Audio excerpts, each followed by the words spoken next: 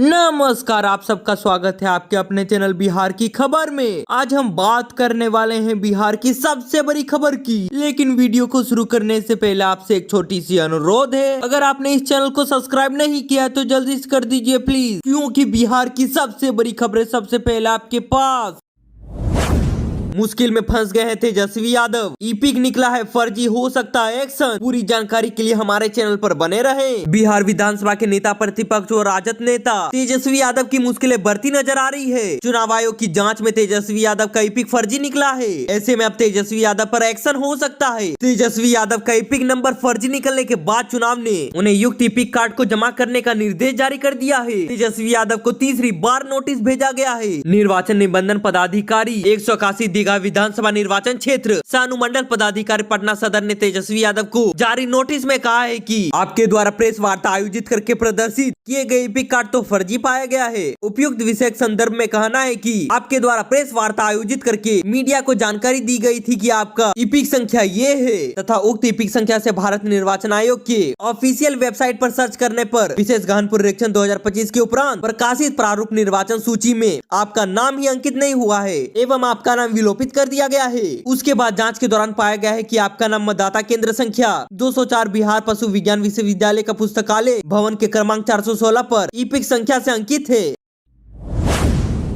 वहीं पर बिहार से सबसे बड़ी अपडेट सामने आ रही है। सुपौल के छातापुर में राखी महोत्सव का आयोजन, हजारों बहनों ने तो संजीव मिश्रा की कलाई पर बांधी राखी। सुपौल के छातापुर विधानसभा क्षेत्र के वीरपुर स्थित एक निजी हॉस्टल में यथासंभव काउंसिलिंग द्वारा आयोजित राखी महोत्सव में हजारों बहनों ने यथासंभव काउंसिलिंग के संरक्षक एवं वीआईपी के राष्ट्रीय उपाध्यक्ष संजीव मिश्रा की कलाई पर राखी बांधकर उन्हें अपना भाई बना लिया है। ये आयोजन पारंपरिक त्योहार से आगे बढ़कर सामाजिक एकजुटता, महिला सशक्तिकरण और सेवा भावना का प्रतीक बन गया है। कार्यक्रम का उद्घाटन पनोरमा ग्रुप के चेयरमैन और काउंसिलिंग के संरक्षक संजीव मिश्रा ने ही किया था। जैसे ही बहनों ने राखियां बांधनी शुरू की तो कार्यक्रम का माहौल तो भावनात्मक हो गया। संजीव मिश्रा ने तो भावुक स्वर में कहा है कि आज जब इतनी बड़ी संख्या में बहनों ने मुझे भाई का दर्जा दे दिया है तो उनकी रक्षा और सम्मान की जिम्मेदारी मेरी व्यक्तिगत प्राथमिकता बन गई है। ये कलाई तो सिर्फ एक भाई की नहीं रही बल्कि एक सेवक की है जो हर हाल में आपके साथ खड़ा रहेगा। उन्होंने ये भी कहा है कि यदि महिला को सशक्त नहीं किया गया तो क्षेत्र का विकास अधूरा रह जाएगा। शिक्षा, स्वास्थ्य, सुरक्षा और स्वावलंबन के क्षेत्र में ठोस योजना के साथ काम कर रही इसी ठहराव को तोड़ा जा सकता है। उन्होंने भरोसा दिलाया कि आने वाले समय में छातापुर की कोई भी बेटी अपनी पढ़ाई अधूरी नहीं छोड़ेगी, कोई भी माँ इलाज के लिए भटकेगी नहीं और कोई भी बहन अपने अस्तित्व को लेकर असुरक्षा महसूस नहीं करेगी। कार्यक्रम में बच्चियों ने पुष्प भेंट करके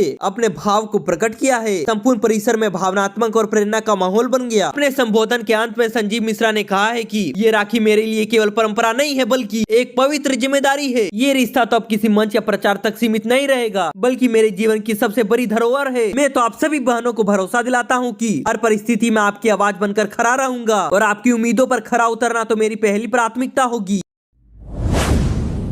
वहीं पर बिहार से सबसे बड़ी अपडेट सामने आ रही है। जहानाबाद में पद स्थापित डीएसपी संजीव कुमार के ठिकाने पर रेड हो गई है। पटना, खगड़िया, जहानाबाद में चल रहे हैं छापे। बिहार में भ्रष्टाचार के खिलाफ करार रुख अपनाते हुए स्पेशल विजिलेंस यूनिट ने जहानाबाद में तैनात डीएसपी संजीव कुमार के खिलाफ बड़ी कार्रवाई कर दी है। आय से अधिक संपत्ति के गंभीर आरोप के तहत एसवीयू ने पटना, खगड़िया और जहानाबाद में उनके ठिकानों पर एक साथ छापेमारी शुरू कर दी है। ये अभियान डीएसपी रैंक के अधिकारी की निगरानी में चल रही है। प्रारंभिक जांच में संजीव कुमार पर 1.52 करोड़ रुपए की अवैध संपत्ति जुटाने का आरोप है जो उनकी अज्ञात आय से कहीं अधिक है। स्पेशल विजिलेंस यूनिट ने डीएसपी संजीव कुमार के खिलाफ उनके ही थाने में केस दर्ज कर दिया है। छापेमारी के दौरान विजिलेंस टीम को संपत्ति से जुड़े महत्वपूर्ण दस्तावेज और अन्य सबूत मिलने की उम्मीद है। ये कार्रवाई पटना के साथ साथ खगड़िया, जहानाबाद में उनके आवास और अन्य संदिग्ध स्थानों पर की जा रही है। शिकायतों के आधार पर शुरू हुआ था जिसमें डीएसपी पर भ्रष्ट तरीके से संपत्ति अर्जित करने का आरोप लगाया गया था। ये छापेमारी तो बिहार में भ्रष्टाचार के खिलाफ चल रही व्यापक कार्रवाई का हिस्सा है। हाल के दिनों में विजिलेंस यूनिट ने कई अधिकारियों के खिलाफ इसी तरह की कार्रवाई की है जिसमें अवैध संपत्ति और भ्रष्टाचार के मामले सामने आ रहे हैं। डीएसपी संजीव कुमार के मामले में भी जांच से कई अहम खुलासे होने की संभावना जुटाई जा रही है। डीएसपी संजीव कुमार के मामले में भी जांच से कई अहम खुलासे होने की संभावना है। विजिलेंस यूनिट तो सभी बरामद दस्तावेज और संपत्ति के कागजातों की गहन जाँच कर रही है ताकि ये पता लगाया जा सके कि ये संपत्ति कितने स्रोतों से अर्जित की गई है।